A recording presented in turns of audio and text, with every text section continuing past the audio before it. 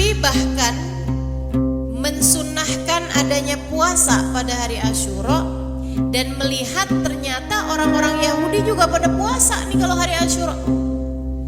Nabi nanya, "Lima tasumuna fi hadzal yawm?" Nabi nanya sama orang Yahudi, "Kenapa sih kalian pada puasa nih hari Asyura?"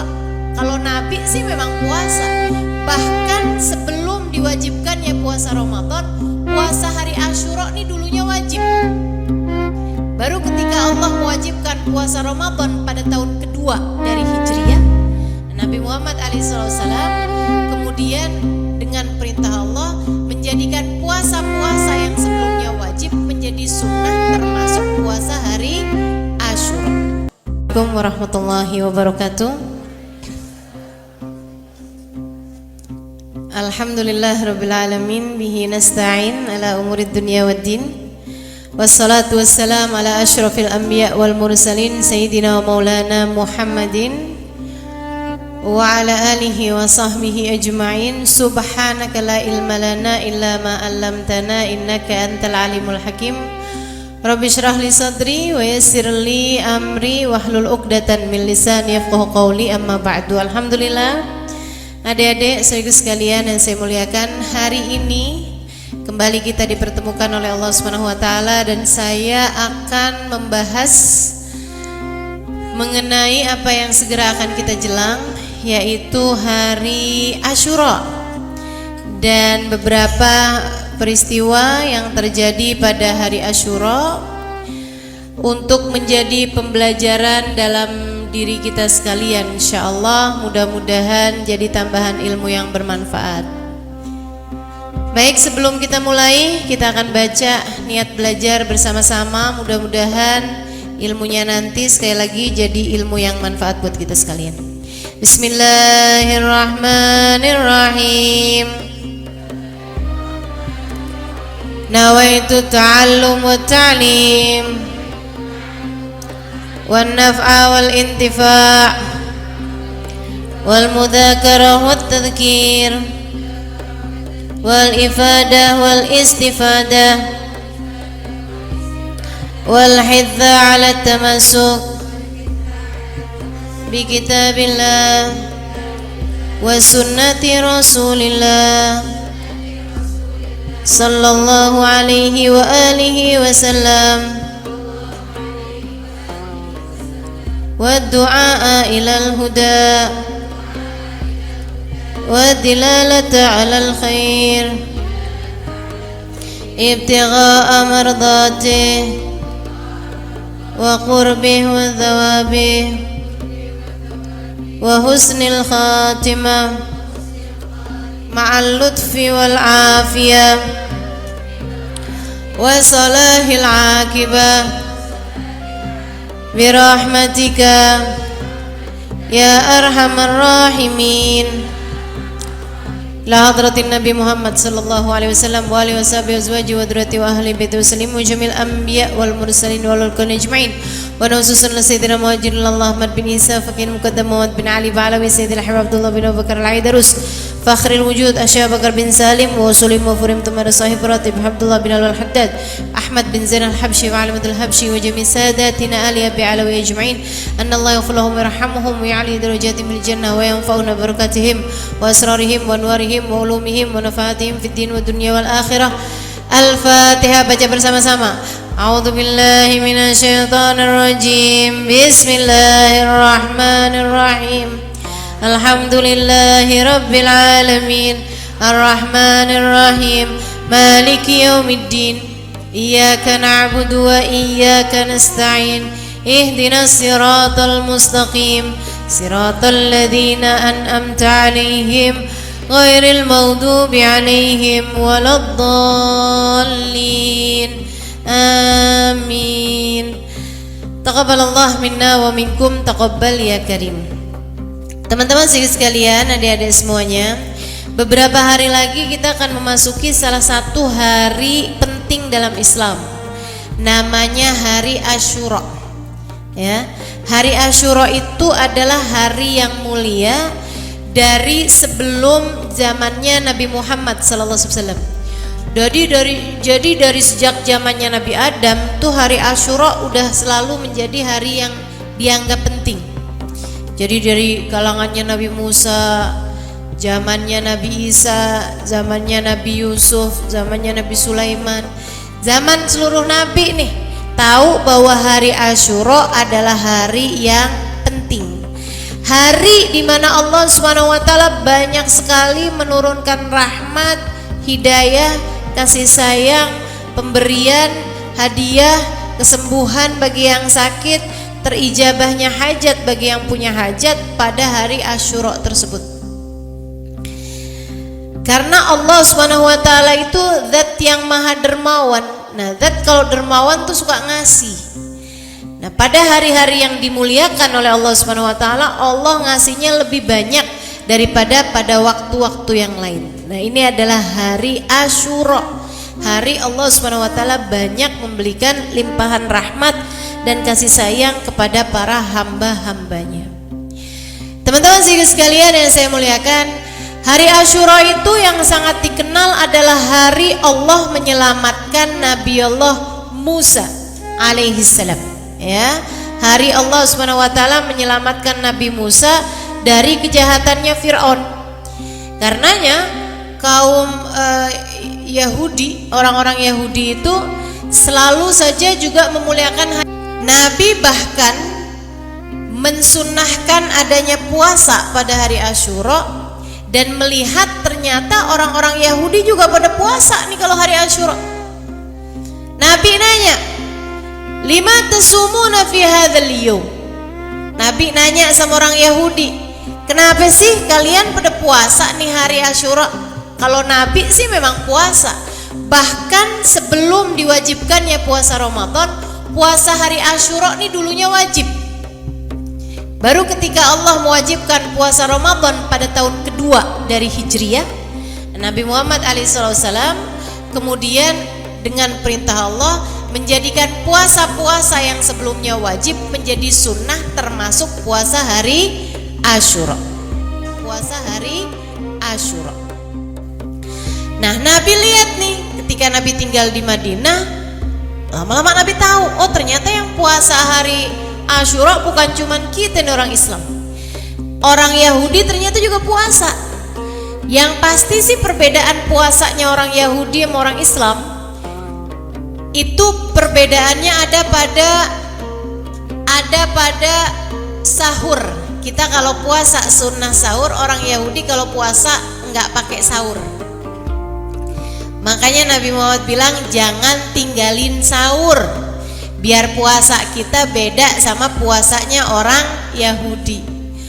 Walaupun adik-adik misalnya kuat puasa nggak pakai sahur, kita sebaiknya kalau puasa jangan nggak sahur. Sahur aja, lumayan kan juga buat nambahnya kekuatan kita. Deh ya, puasa nggak pakai sahur tuh lemes. Pernah ngerasain nggak? Pernah nggak puasa Ramadan nggak pakai sahur?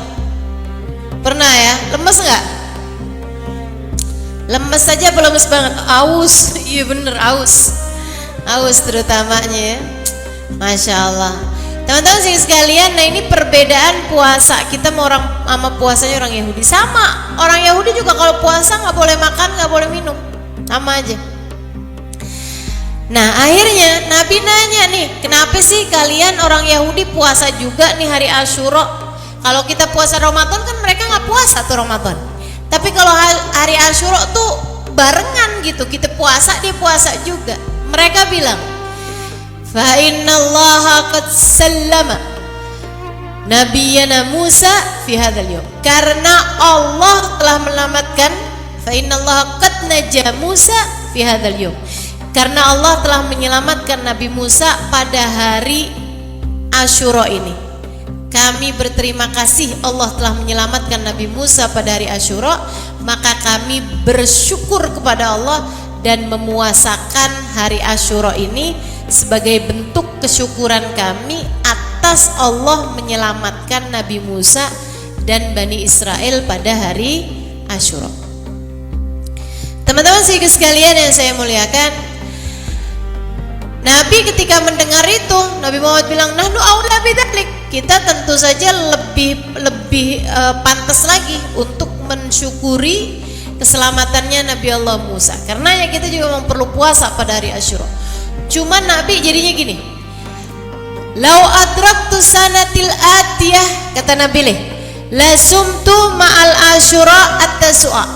Kalau umur saya nyampe tahun depan, saya pengen puasa saya nih biar gak sama sama puasanya orang Yahudi. Saya mau puasa selain hari Asyura, saya mau puasain juga hari Tasu'a.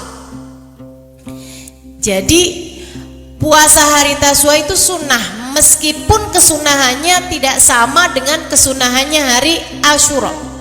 Hari Asyura tuh sunnahnya bener-bener kuat, sampai-sampai kalau buat istri tuh kan gak boleh puasa sunnah tanpa izin suaminya.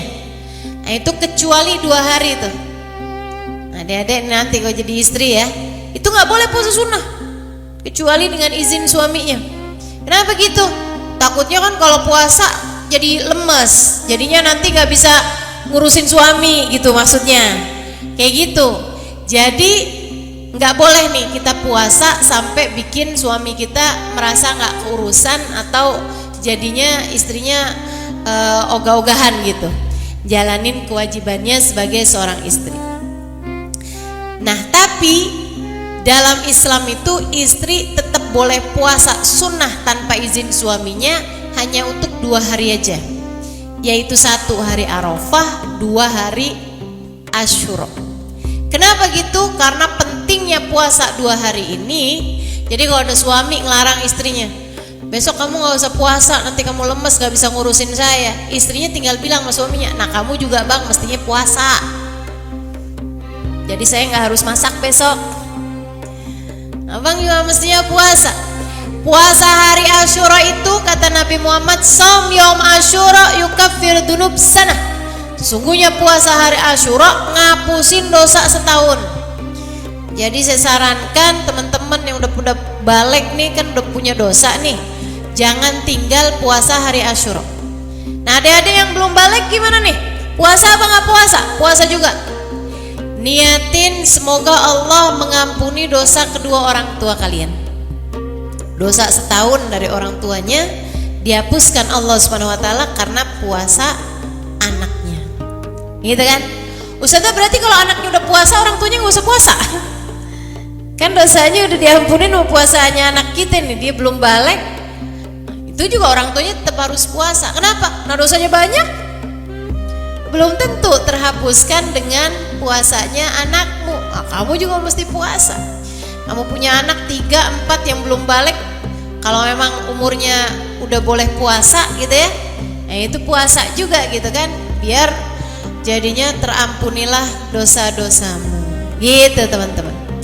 Jadi puasa hari Asyura. Nah Nabi Muhammad bilang kalau umur saya nyampe tahun depan, saya bakalan puasain selain hari Asyura, hari Tasu'a. Hari Tasu'a itu puasa tanggal 9. Jadi tanggal 9 juga sunnah, meskipun kesunahannya tidak sama dengan kesunahannya hari Asyura. Kalau yang Asyura tuh jangan tinggal lah pokoknya, jangan tinggal aja, nyesel kamu kalau ninggal puasa hari Asyura, nyesel. Tapi kalau yang Tasu'a, ibarat kata kamu gak bisa puasa hari Tasu'a, gak apa-apa, tapi nanti kamu puasain tanggal 10 sama tanggal 11-nya gitu ya. Jadi kalau yang tanggal 9 kamu gak bisa puasain, ya udah gak apa-apa. Misalnya gitu lagi sakit nih, atau lagi bepergian nih, atau suami baru pulang nih kalau yang udah nikah nih kan, atau adik-adik nih, aduh nih pas tanggal segitu tuh tanggal 9-nya ada ujian nih, saya nggak bisa mikir kalau lapar misalnya gitu. Ya udah dah, saya nggak puasa tanggal 9, saya puasa tanggal 10 boleh, tapi nanti dilanjutkan, dilanjutkan dengan puasa tanggal 11 ya dek. Halo,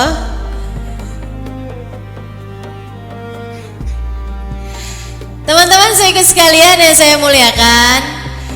Dan selain daripada puasa yang memang sunnah pada hari itu gitu ya, Itu juga ada kebaikan-kebaikan lain yang perlu kita lakukan pada hari tersebut untuk membuat Allah nggak tega sama kita, biar kita disayangin sama Allah Subhanahu wa taala. Saya lihatnya hari Tasu'a, hari Asyura ini kayak semacam hari kasih sayangnya umat Islam gitu. Kan kalau ada orang-orang tuh bilang tanggal 14 Februari itu katanya hari kasih sayang. Ya kan ya? Nah, nih kalau kita umat Islam nih, hari kasih sayang kita adalah hari Asyura. Itu para bapak sunnahnya ngasih uang jajan lebih buat anak-anaknya. No. Langsung tepuk tangan. Para orang tua nih, mintain. Ada hadisnya nih. Katanya Nabi Muhammad dan hadisnya sahih ya. Asyura ini yang sahih hadis tentang puasa sama tentang yang ini nih, tentang at-tausiah alal iyal. Kata Nabi Muhammad alaihissalam, man wassa ala iyalihi yauma Asyura wassa Allahu rizqah. Siapa yang meluaskan nafkah bagi keluarganya, meluaskan belanja, nambahin belanja, nambahin uang jajan buat keluarganya, maka Allah akan luaskan rizkinya sepanjang tahun. Jadi ntar bilangin sama abahnya, sama papahnya, sama ayahnya, sama bapaknya, manggilnya apa? Sama abinya, sama papinya, sama apa lagi? Udah, sama Dedi. Ya, bilangin, ayah, kalau ayah kepengen rezeki ayah luas sepanjang tahun ya, hari Asyura ayah jangan lupa dah ngasih tambahan uang jajan buat kita ya. Kebeneran ya, mau ganti sepatu gitu ya. Wassa'allahu rizqah, Allah janji akan meluaskan rizkinya. Istri juga boleh minta gitu sama suaminya ya. Anak boleh minta kayak gitu sama orang tuanya. Dan alhamdulillah kalau ayahnya udah ngerti, bapaknya udah paham, jadi gak usah pakai diingetin, insya Allah ditambahin pada hari Asyura gitu. Nah terus kamu yang udah dapet nih tambahan nih, atau kamu punya nih misalnya uang pada hari Asyura, dek, jangan dinikmati sendiri. Kalau kamu kepengen dapat kasih sayang Allah yang luas, yang banyak, kasih sama orang lain. Cari anak-anak yatim, teman-teman sih sekalian. Nah pada hari Asyura ini memang Allah SWT sunnahkan atau anjurkan kepada kita untuk menebar kasih sayang. Biar kenapa? Biar kamu juga dapat kasih sayang dari Allah SWT, karena kasih sayang Allah kepadamu itu mirip aja jatahnya sama bagaimana kamu berkasih sayang sama orang lain. Semakin kamu banyak ngasih sama orang, Allah pun juga akan semakin banyak ngasih sama kamu.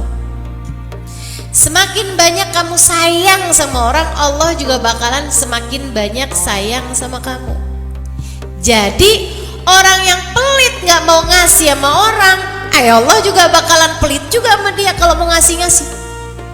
Jadi sebenarnya ketika kamu sedang pelit tidak mau memberi kepada orang lain, sejatinya kamu tidak sedang pelit kepada siapa-siapa selain pelit sama diri sendiri. Jadi sekalian, ada nih orang ceritanya nih, yang diceritakan di kitab-kitab nih ya. Ada seorang ibu-ibu punya anak-anak yatim banyak. Ibu-ibu nih suaminya udah meninggal, berarti dia janda. Punya anak-anak banyak, berarti anak-anaknya yatim dong, bapaknya udah meninggal. Dari sejak tanggal 8-9 tuh mereka udah berkurang, udah nipis makanannya, udah nggak ada gitu, udah sedikit banget. Tapi sama ibunya dia hemat-hemat aja. Anak-anaknya bilang, mama, ini mah beras gitu udah mau habis mah, Mah, nih kita uangnya udah mau habis mah. Kata mamanya, tenang aja nak, bentar lagi hari Asyura, nanti kita mau minta. Hari Asyura nanti biasanya orang bakalan banyak ngasih kita, nanti kita datengin tuh saudagar kaya tuh, pengusaha kaya yang punya toko sono tuh nak, kita mau dateng tuh, dia orang baik tuh. Teman-teman sih sekalian, sampailah mereka udah ketunggu-tungguan hari Asyura. Pagi-pagi hari Asyura tuh udah siap-siap. Yuk mah, kita kan mau datang kan mah ke rumah orang itu. Iya yuk nak. Datang orang yang kebetulan baru habis buka toko. Tuh pagi dia lagi ribet gitu di saat datang si ibu-ibu sama bawa anak yatimnya ini. Banyak gitu beberapa orang. Dia bilang, Pak, hari ini hari Asyura Pak, jangan lupa. Oh iya, tapi ini baru buka toko nih, belum ada pemasukan, ntar datang lagi aja siang gimana? Oh gitu, pulang deh tuh. Ya mah, tapi kan kita udah lapar mah, nggak ada makanan. Ya udah nah, nggak apa-apa, orang cuma nunggu beberapa jam aja. Ya udah deh, kita habisin aja dah, sisaan tuh di kompor, sisaan makanan. Udah tuh, tunggulah mereka sampai siang. Siangnya si ibu bilang sama anak-anaknya kecil-kecil udah lemes. Ya udah deh, jangan semuanya pada ikut ya, deh yang gede-gede aja. Dan nih si ibu sama beberapa anaknya yang besar-besar berangkat ke situ.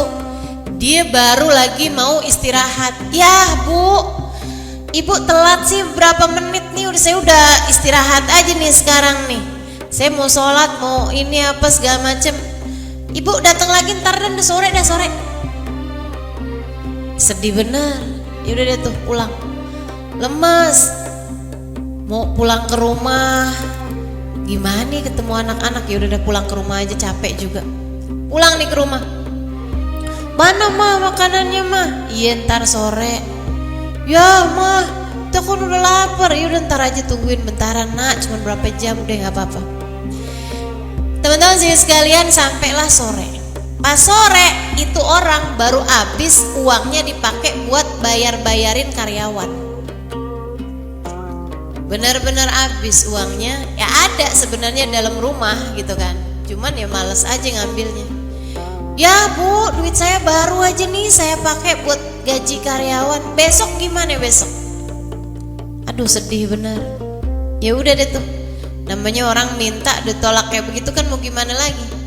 Jalan pulang. Rasanya mau pulang ke rumah tuh kayak nggak tega banget, kebayangin anak-anaknya udah pada lemes. Ya udah deh, kita nih sebenarnya bukan pengemis, katanya si ibu nih sama anak-anaknya. Kita cuma nagih sama dia satu orang doang tuh, karena emang kebiasaan ngasih hari Asyura. Ya udah deh kalau gitu, nggak mau pulang sekarang. Udah siapa aja dah, siapa aja yang bisa ngasih kita terima gitu. Udah duduk tuh di pinggir jalan, ada orang lewat tapi kelihatannya kayak bukan orang mampu gitu. Ada orang lewat lagi, nggak minta, diem aja di situ. Akhirnya ada orang lewat naik kuda. Zaman itu orang kalau naik kuda tuh kayak orang naik Mercy gitu. Zaman sekarang, yang punya kuda tuh emang orang-orang kaya aja gitu. Jadi ini ada orang naik kuda, akhirnya dia bilang gitu. Dia bilangnya kayak gini, bahagia Asyura, dengan berkahnya hari Asyura, tasaddaq alaina, bersedekahlah kepada kami. Si orang itu turun dari kudanya. Dia bilang, oh iya ya, ini hari Asyura ya bu ya, hari Allah menyelamatkan Nabi Musa. Dia bilang, iya pak. Ternyata orang itu orang Yahudi. Dia percaya sama Nabi Musa, tapi gak percaya sama Nabi kita Muhammad Sallallahu Alaihi Wasallam. Tapi seperti yang tadi saya sampaikan, hari Asyura itu hari mulia, bahkan dari sejak zamannya Nabi Adam. Makanya dia juga muliain hari Asyura itu. Oh ibu mau minta-minta nih, ayo bu ikut aja bu ke rumah saya bu, yuk. Si bapak itu kemudian nggak naik lagi di atas kudanya, di jalan samping kudanya sama ibu ini juga dibawa ke rumahnya dia. Ternyata orang mampu, orang kaya. Dia ngasih tuh ngasih beras, ngasih ini, ngasih itu, ngasih segala macam, ngasih duit. Ibarat katanya duitnya juga 1 juta dikasih sama dia, sama berasnya, sama apa yang segala macam. Kira-kira cukup pula buat berapa lama gitu. Ini bu, aduh girang, seneng banget, alhamdulillah, makasih ya pak, makasih ya pak. Iya katanya gitu. Pulang si ibu ini, aduh seneng semua, anak-anaknya semua seneng, bisa buat berbulan-bulan. Itu makanan yang diberikan itu ya. Udah lagi senang kayak begitu, mereka doa, ya Allah, sebagaimana orang ini telah menyelamatkan kami dari kelaparan, selamatkanlah dia ya Allah dari segala murka-Mu, dari segala bencana dunia maupun akhirat. Doanya keangkat di langit. Orang ini memuliakan hari Asyura, keangkat ke langit. Yang kesian si pengusaha itu, malam itu dia ngimpi. Malam itu dia ngimpi, kayaknya tuh dia kayak dikasih lihat sebuah tempat yang sangat indah di surga. Habis itu dia nanya, Om, sama malaikat. Habis itu bingung ya manggil malaikat apaan coba? Apa coba manggil malaikat? Pak, kayak gak enak banget. Gitu ya. Malai, enggak enak banget. Jadi dia bilang, ya malaikatullah. Dia bilang, iya, mau nanya dong, kenapa? Ini tempat bagus banget gini, gedung nih, istana nih bagus banget gini nih, punyanya siapa ya? Malaikatnya jawab, asalnya sebenarnya buat kamu tapi nggak jadi. Lah kenapa gitu nggak jadi? Karena kamu kemarin menolak pengemis yang datang ke rumahmu pada hari Asyura. Kalau kamu kasih tuh hari, nih balasannya buat kamu, istana di surga. Lah terus nih sekarang istana ini punyanya siapa? Punyanya Fulan bin Fulan. Lah tapi kan dia Yahudi, dia kemudian kebangun. Lah jadi istana itu punyanya Fulan, tapi kan si orang itu Yahudi gitu. Yahudi kan nggak bisa masuk surga, biarpun kata dia punya kuncinya tuh istana. Kalau dia nggak boleh masuk ke surganya, bukanya gimana? Masuknya gimana gitu? Jadi akhirnya dia pagi-pagi, begitu waktunya orang-orang pada bangun, dia datengin tuh si rumahnya Yahudi. Dia bilang, Pak, Bapak kemarin ngasih nggak tuh sama si ibu itu sama yang anak-anaknya? Oh, dia bilang bihaqi yawm Asyura katanya. Dengan kemuliaan hari Asyura, tasaddaq alaina, bersedekahlah kepada kami. Saya kasih karena kan hari Asyura kan hari Allah nyelamatin Nabi Musa. Pak, Bapak ngasihnya kemarin berapa? Ya terserah saya dong, mengapa? Bukan urusan kamu gitu kan. Enggak Pak, serius Pak, Bapak ngasih berapa Pak kemarin Pak? Emang kenapa sih? Yaudah deh Pak, Bapak sebut aja gitu, berapa gitu. Oh, oke. Saya ngasih sama dia uang 1 juta, misal gitu ya. Beras 50 kilo, misal gitu. Terus ada saya kasih ini, saya kasih ini, saya kasih ini gitu, misalnya. Semuanya nilainya 2 juta gitu. Orang itu bilang kayak gini, Pak gini aja deh Pak, Bapak saya bayarin 2 juta. Ini kan 2 juta kan? Bapak saya bayarin, saya gantiin nih Pak 2 juta. Tapi Bapak bilang gitu, kalau pahalanya Bapak kasihin sama saya. Ogah, mau transaksi ijab kabul pahala. Dia bilang nggak mau saya. Yaudah Pak, saya kali lipatin 2 kali lipat Pak. Jadi Bapak kan ngasih kan sekitar 2 juta tuh Pak. Oke deh Pak, saya gantiin sekarang 4 juta. Ogah, kalau gitu Pak, saya kaliin 5 dah Pak. 2 juta kali 5, 10 juta. Saya kasih, Bapak bilang kalau pahalanya gantiin ke saya. Dia bilang, ogah, Bapak nih gimana sih, kok gak mau juga? Lah kamu ngapain juga maksa saya? Si Yahudi itu terus bilang, kenapa kamu maksa saya? Apakah gara-gara istana yang tadi malam? Lah, kok Bapak tahu? Oh, kamu lihat istana di surga tadi malam? Iya, Tapi kan Bapak Yahudi, Bapak nggak bisa masuk surga. Syaratnya surga kan la ilaha illallah Muhammad Rasulullah. Kalau orang Yahudi kan punya la ilaha illallah dia doang, Muhammad Rasulullah kan nggak punya. Jadi dia nggak bisa masuk surga. Katanya si Yahudi tersebut, oh itu kan kalau saya nggak masuk Islam. Tadi malam saya mimpi yang sama denganmu. Saya diperlihatkan sebuah istana di surga.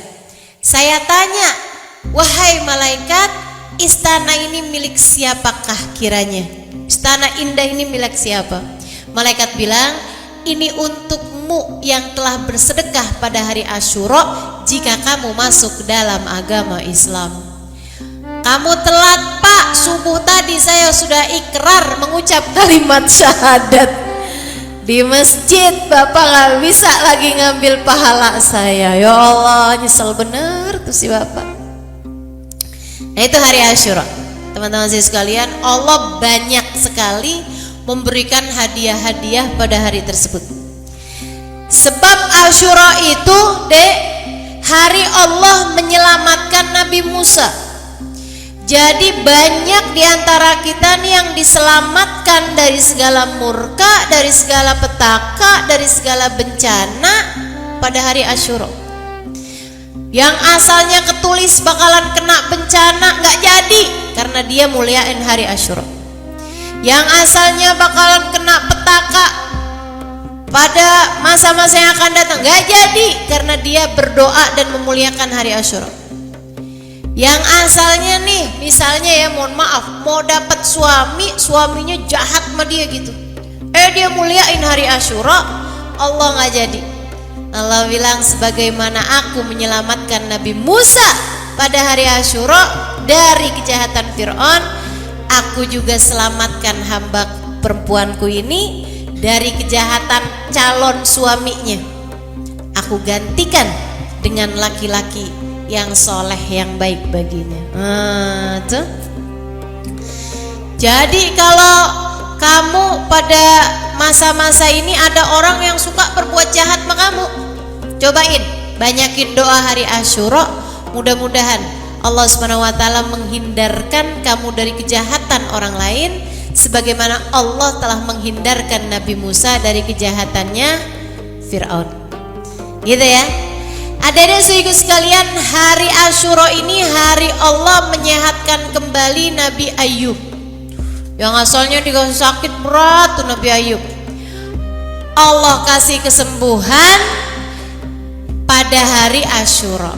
Jadi siapapun darimu yang sakit ya, atau sedang ada keluarga yang sedang sakit, entah itu orang tuamu, entah itu saudara-saudarimu gitu, banyakin doa, banyakin zikir, bagusin diri, bagusin perbuatan, dan banyakin sedekah pada hari Asyura, terutamanya kepada anak-anak yatim. Mudah-mudahan Allah SWT kasih kesembuhan atas penyakitmu, dan juga Allah kasih kesembuhan atas sakitnya orang-orang yang kamu sayangi. Hari Asyura juga hari Allah ngasih, adik-adik saudariku sekalian, hari Allah Subhanahu wa Ta'ala mengeluarkan Nabi Yunus dari dalam perut ikan. Nabi Yunus nih kesian bener, ninggalin kaumnya. Sebenarnya bukan niat ninggalin sih, cuman didakwahin bertahun-tahun kagak ada yang beriman satupun, padahal baik-baik, tetangganya baik. Kalau Nabi Yunus lewat nih pada senyum, Yunus apa kabar? Gitu kan? Yunus kemana? Mau belanja? Gitu. Itu pada nawarin berbaik-baik orang-orangnya. Nabi Yunus sakit dijengukin, tapi Nabi Yunus ngajakin beriman, pada nggak mau. Kalau Nabi Yunus ngomong pada senyum-senyum, tapi nggak ada yang pada mau beriman. Dan ini kan nyebelin ya, nyebelin banget gitu. Nabi Yunus lama-lama ya udah dah, kayaknya nih nggak menjanjikan nih. Kaum Nainawa namanya. Kaum Nainawa nih kayaknya, orang di kampung Nainawa nih kayaknya nggak menjanjikan. Ya udah dah, saya mau hijrah aja dah. Nabi Yunus bawa pakaiannya, bawa uangnya, Nabi Yunus pergi kemudian ikutan kapal laut laut yang pergi belayar ke negara yang lain. Nah di kapal itu juga pada banyak yang kenal Nabi Yunus, karena Nabi Yunus ini orang terkemuka, orang terpandang, anaknya seorang yang terpandang juga di kampung Nainawa situ.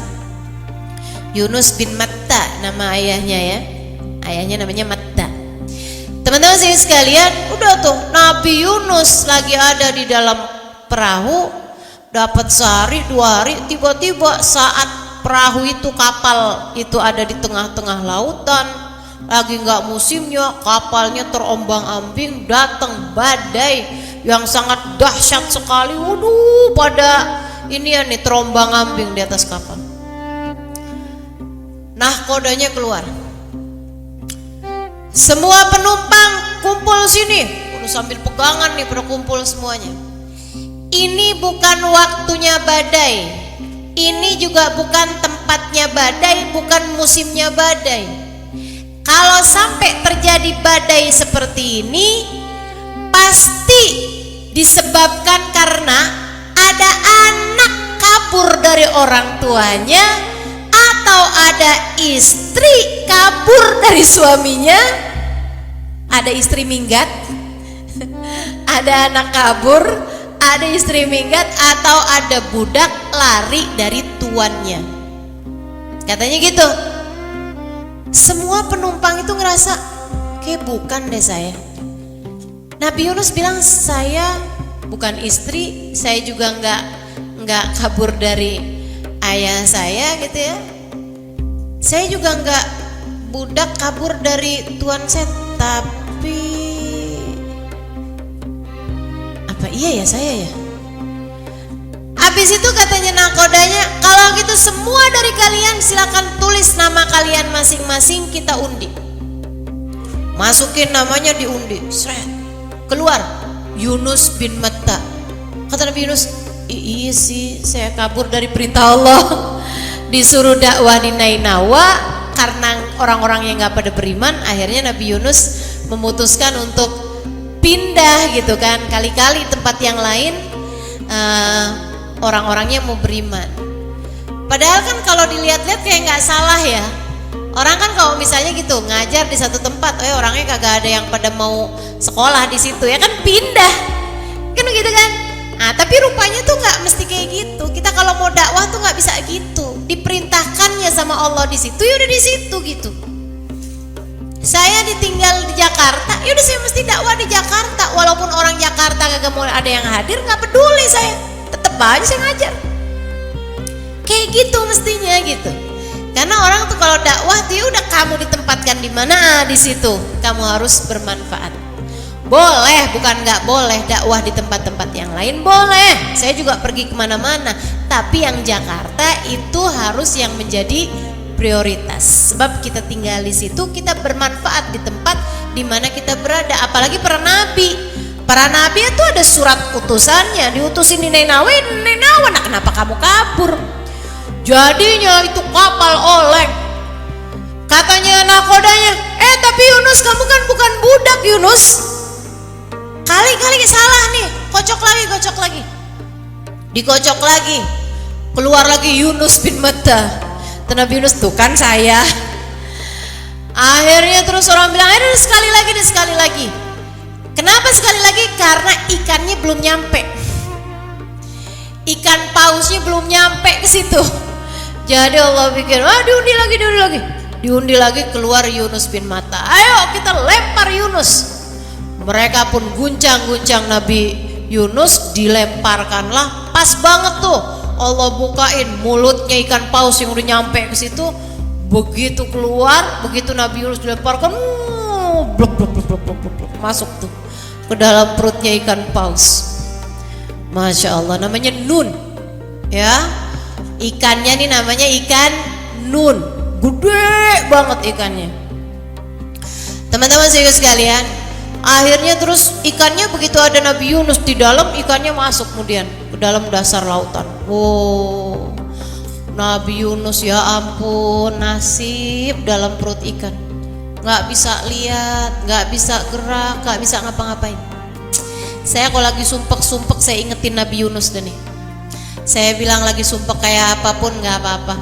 Saya nggak sesumpek Nabi Yunus. Saya kalau sumpek masih bisa mandi, masih bisa sholat, masih bisa sujud, masih bisa bikin teh manis panas, masih bisa bikin Indomie pakai rawit. Iya kan?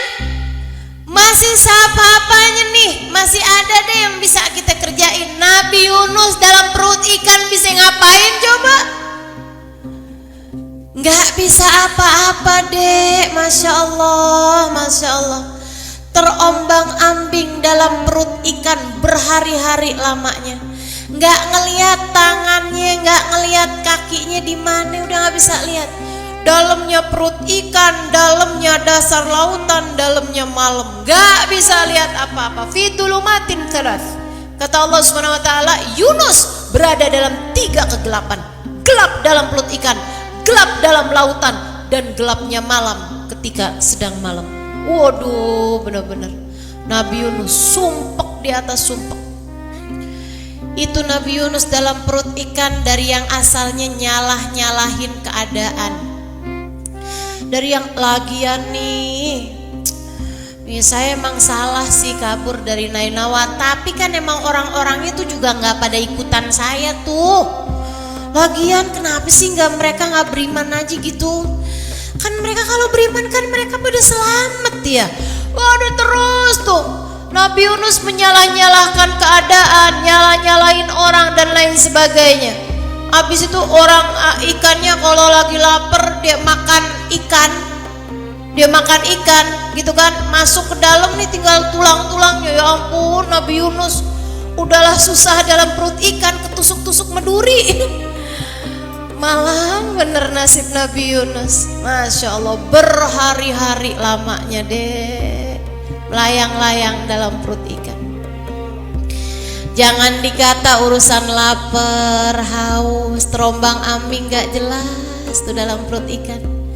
Ya Allah, tinggal kayak badannya udah lemes, udah gak bisa apa-apa. Berhari-hari lamanya. Sampai kemudian Nabi Yunus sadar, ya Allah, kemungkinannya berapa persen saya itu dilempar ke lautan, pas banget ada ikan ngebuka mulutnya. Kok bisa pas banget gitu? Iya gak? Ini kan kalau dicari persentasenya itu nggak kebayang, nggak bisa tuh, nggak bisa pas banget gitu, set gitu kan, nggak mungkin. Tapi kok bisa kejadian gini nih? Semuanya karena ada yang ngatur. Siapa yang ngatur? Allah. Kita kan juga sering banget tuh ngerasa, ya ampun udah jatuh tertimpa tangga, istilahnya gitu kan. Ya ampun kok kayak sial banget ya nasib saya hari ini. Ya kok bisa ngepas banget ya, udahlah begini, datang begini, ininya begini, ya ampun kesel banget dah.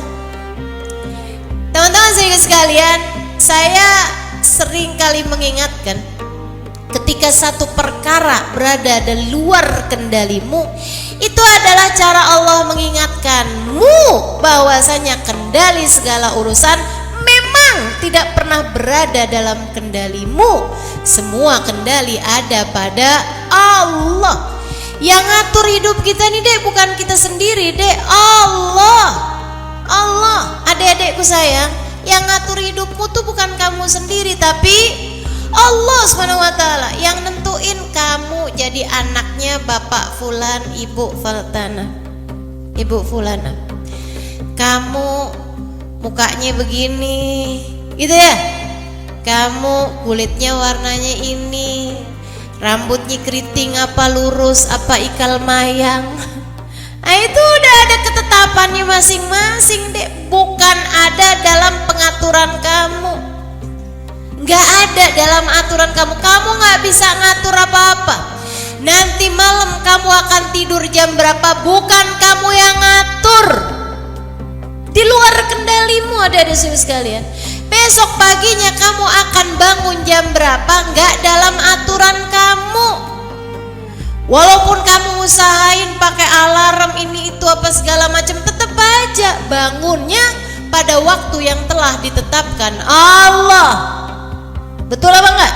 Sering nggak kamu udah pakai alarm, tahu-tahu bangun kesiangan juga, ternyata alarmnya lupa dihidupin. Saya pernah tuh kejadian kayak gitu, kesel banget dah. Masya Allah, Masya Allah. Teman-teman sekalian, ya emang Allah tuh mau ngasih tahu gitu, Halimah, yang ngebangunin kamu kan alarm, tapi aku. Kamu usaha, betul, kamu usaha, tapi sandaranmu, andalanmu jangan kepada alarm, karena semua urusan andalannya ada pada Allah. Kendali urusan tersebut, remotenya adanya sama Allah. Remotnya segala urusan itu nggak ada dipegang sama orang, nggak ada ceritanya saya pegang remotenya langit, nggak ada. Yang pegang kendali remotenya alam semesta ini yang pegang Allah. Bahkan hatimu yang pegang Allah kok kendalinya. Jadi teman-teman saudaraku sekalian, ini Nabi Yunus begitu menyadari hal tersebut, Nabi Yunus bilang, la ilaha illa anta. Tidak ada yang ngatur hidup saya kecuali Engkau. Tidak ada pengendali dalam hidup saya selain Engkau ya Allah. Subhanaka, maha agung Engkau, maha mulia Engkau, maha segala-galanya Engkau ya Allah. Inni kuntu minadh-dhalimin. Emang saya yang salah. Kenapa saya ditugaskan di Nainawi, ternyata saya malah pindah, malah minggat, malah kabur. Saya meninggalkan negara tersebut tanpa beristikharah, tanpa minta apa yang menjadi keputusanmu ya Allah.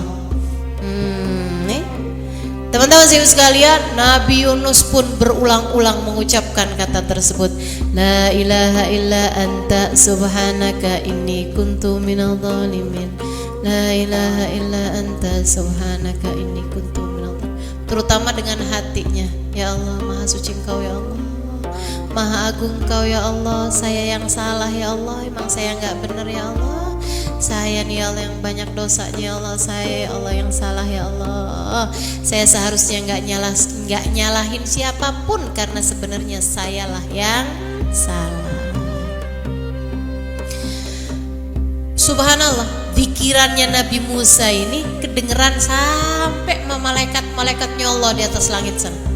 Katanya para malaikat gini, suaranya kedengeran kencang bener, familiar, kita apal nih manis suara, tapi orangnya kita liatin kagak ada ya.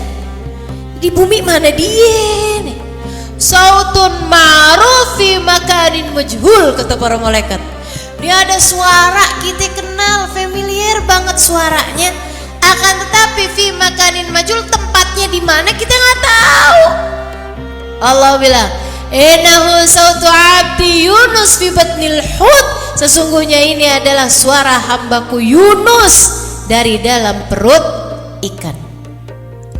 Pada tanggal 10 Muharram, sesudah dalam satu riwayat 6 bulan, dalam satu riwayat 40 hari, dalam satu riwayat 16 hari Nabi Yunus dalam perut ikan.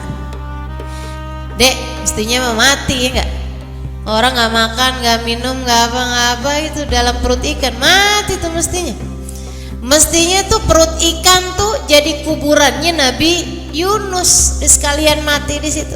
Tapi Allah emang berkehendak lain.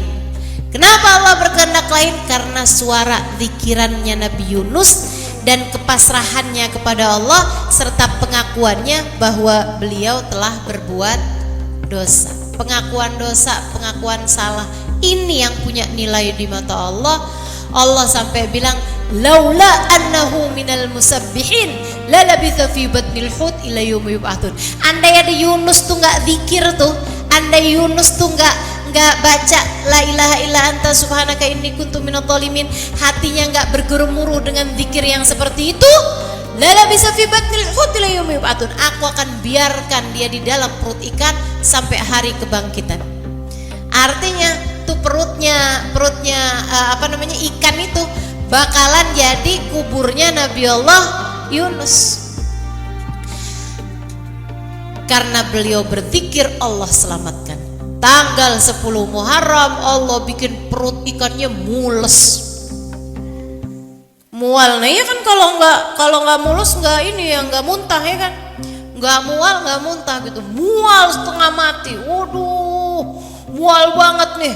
Jadinya nih ikannya nih mulai bergerak. Asalnya nggak gerak-gerak tuh, di dalam aja tuh. Nyari makanannya juga di dalam aja tuh, di dasar lautan tuh. Jadi kalau ada ikan lewat dia tinggal buka aja mulutnya, gitu aja tuh terus ikannya tuh. Nah yang sekarang nih ikannya perutnya mules, ikannya jadinya nyari daratan.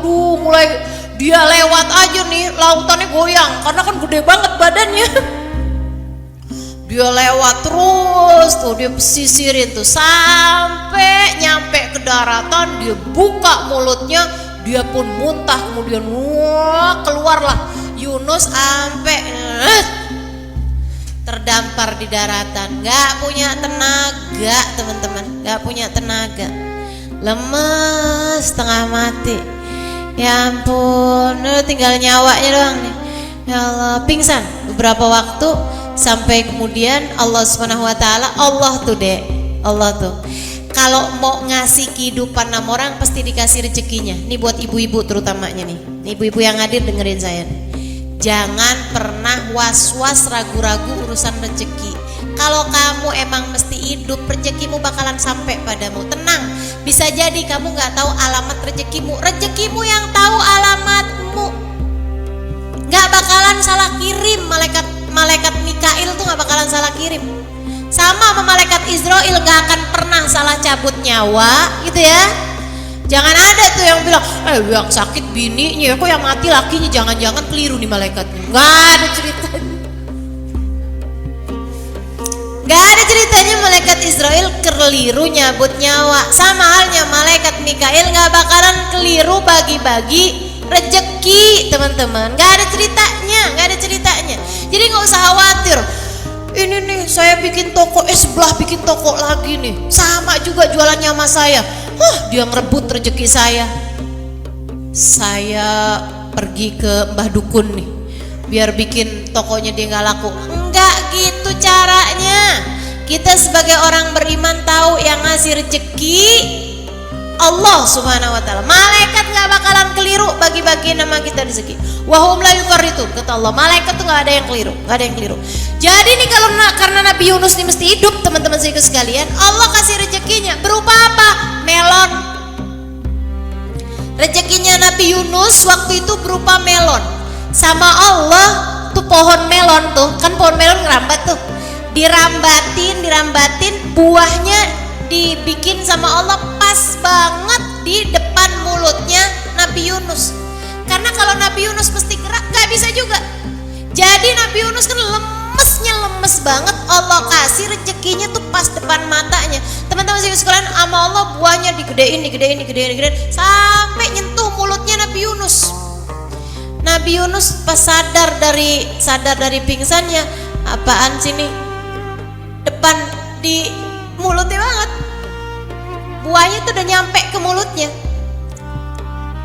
Mulai itu dimakan Nabi Yunus tuh buah yektin namanya, sejenis melon ya, sejenis buah melon gitu.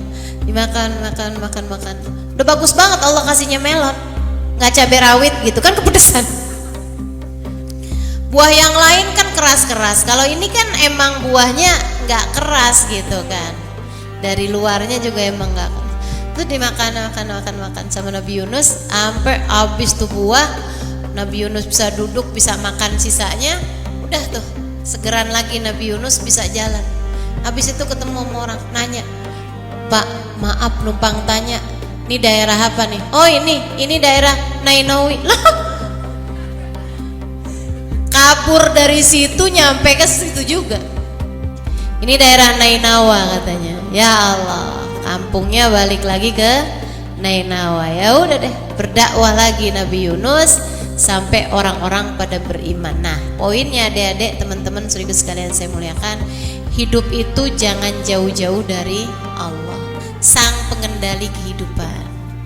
Ingat-ingat nih nasihat abah saya, pernah ngasih nasihat sama saya, "Nak, hidup ini yang paling penting adalah nasib. Dalam hidup ini yang paling penting adalah nasib. Nasib itu semuanya ada dalam kendali Allah. Kalau kamu kepengen nasib kamu bagus dalam hidup, jangan pernah tinggal Allah. Jangan mau jauh dari Allah, jangan mau ninggalin Allah. Nah ini tuh Allah keluarkan Nabi Yunus dari dalam perut ikan tuh pada hari 10 Muharram atau hari Asyura. Maka nih yang ngerasa lagi sumpek, lagi susah, lagi gak enak hati, lagi aduh kayaknya terluka batinku, merana jiwaku, galau hatiku, gitu ya. Yang kayak lagi bolak-balik nih, gue perlu healing nih, bolak-balik tinggal healing mulu ya. Ini teman-teman saudaraku sekalian, silahkan untuk semakin mendekat kepada Allah Subhanahu wa taala dengan selalu bergantung kepadanya. Deketin Allah bukan hanya pada hari Asyura, tapi memang hari Asyura hari yang paling enak banget buat kita dapat semua karunia-karunianya Allah Subhanahu wa taala. Gitu ya. Jangan lupa santunin anak yatim pada hari Asyura, sedekah kepada orang miskin pada hari Asyura, kemudian nambahin uang jajan bagi para orang tua kepada anak-anaknya, gitu kan ya. Kemudian lagi puasa, kemudian baca zikiran hasbunallah wa ni'mal wakil, ni'mal maula wa ni'man nasir, dan juga lanjutkan dengan baca doanya.